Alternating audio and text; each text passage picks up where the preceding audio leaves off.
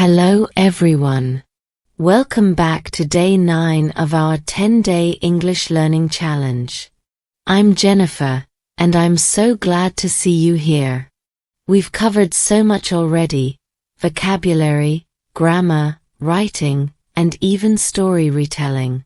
Today, we're going to tackle something that everyone faces when learning a new language: common mistakes.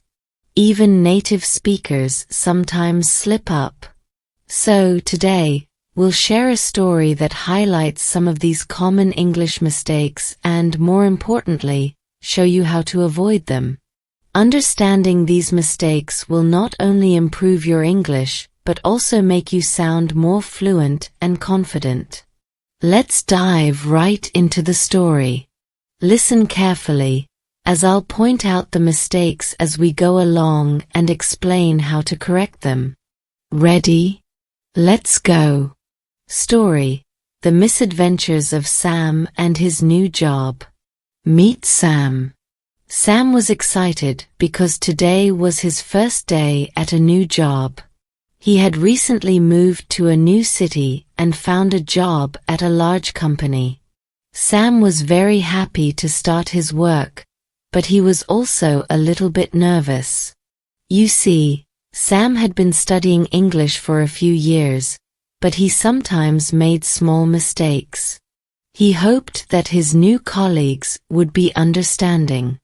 As Sam walked into the office, he greeted his new colleagues with a big smile. "Good morning. I am very excited to meet you all," he said. His colleagues smiled back and welcomed him warmly. Everything was going great until Sam sat down at his desk and saw an email from his boss. The email read, "Hi Sam, I hope you are finding everything well on your first day. Could you please come to my office at 10 a.m.? We need to discuss your project. Thanks." Sam was eager to make a good impression, so he replied immediately. "Sam," typing and speaking aloud, "Hi, thank you for your email. Yes, I can come to your office at 10 a.m. I look forward to discuss the project with you." Did you catch the mistake there?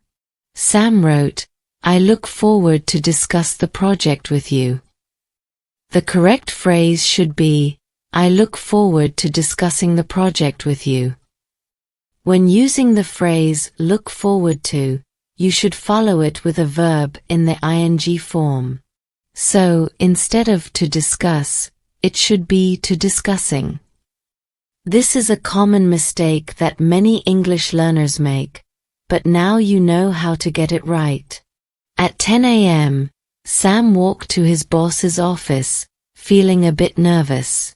He wanted to make sure he understood everything his boss said. His boss, Ms. Brown, was friendly and began explaining the project. Sam listened carefully and nodded. After Ms. Brown finished, Sam said, "Thank you, Ms. Brown. I will finish the project by end of the week." Ms. Brown smiled and said, "That's great, Sam. But remember, it's by the end of the week." Sam blushed, realizing he had forgotten the word the. This is another common mistake. When talking about specific time frames, such as the end of the week, the beginning of the year, or the middle of the day, it's important to include the to make your sentence grammatically correct. So, next time, don't forget to add the. Sam returned to his desk and started working on the project. He was determined to do a good job. Later that day, his colleague Sarah invited him to join the team for lunch.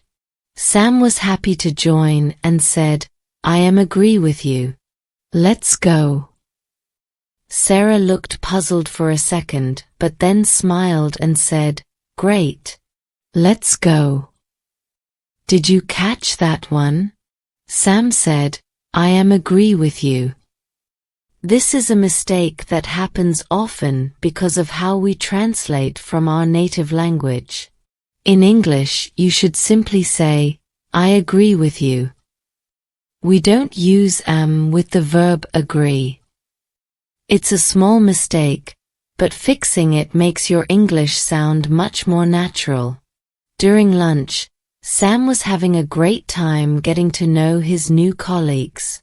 He wanted to tell them more about himself and said, I have visited many countries.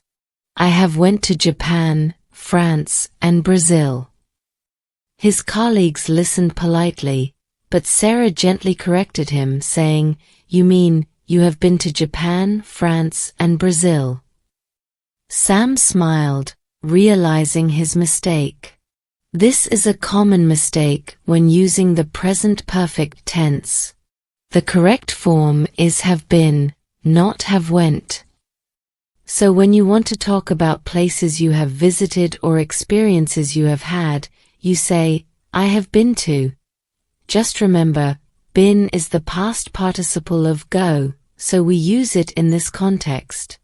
After lunch, Sam felt more relaxed and confident. He was glad to be part of such a friendly team. Later that afternoon, he had to make a phone call to a client. He rehearsed what he was going to say before dialing the number.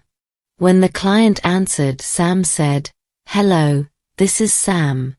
I call you to inform that we will send the documents tomorrow. The client thanked him, and the call ended. Can you spot the mistake? Sam said, I call you to inform. This is a simple mistake but important to correct. Since Sam is talking about why he called, it's better to use the past tense. The correct sentence should be, I am calling to inform you that we will send the documents tomorrow. Using the present continuous tense here makes it clear that the action is happening at the moment. A simple adjustment makes your English sound much more professional and polite. As the day came to an end, Sam felt proud of what he had accomplished. He had made a few mistakes, but his colleagues were kind, and he had learned from them. He sent an email to Ms. Brown, saying, Dear Ms. Brown, thank you for your support today. I am happy for being part of the team. I will work hard to make sure everything is perfect. See you tomorrow. He hit send and packed up his things to go home. Sam's email is polite, but there's a small mistake here that we should address. He said, I am happy for being part of the team. The correct way to say this is, I am happy to be part of the team. In English, we often use to be rather than for being to express happiness or satisfaction about a state or situation. So, remember this tip for your emails and conversations. Summary of common mistakes and how to avoid them. Alright, let's recap some of the common mistakes we saw today and how to fix them.